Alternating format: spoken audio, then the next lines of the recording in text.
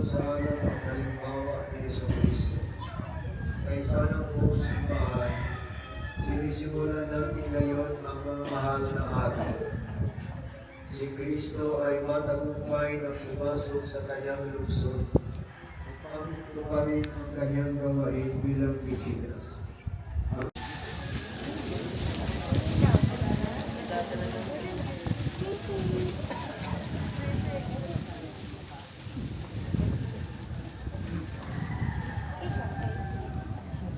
Subayin niyo ang Panginoon. Ang mabuting balita ng Panginoon ayon kay San Mateo.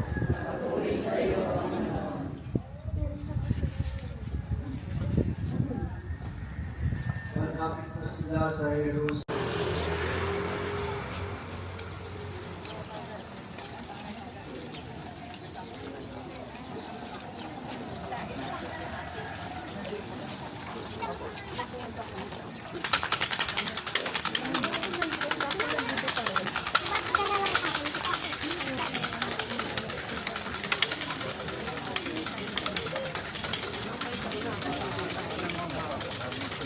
Morning.